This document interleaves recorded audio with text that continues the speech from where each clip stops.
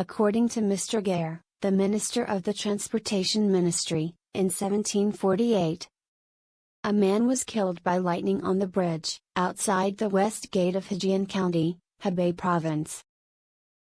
His body was still kneeling upright on the bridge, not falling on the ground, with a paper bag in his hand. The lightning did not burn the paper package. When they opened it, they found it was full of arsenic. No one knew what was going on. A little while later, his wife came on the news. When she saw him dying in this way, she did not cry, and said, "I knew you would end up like this.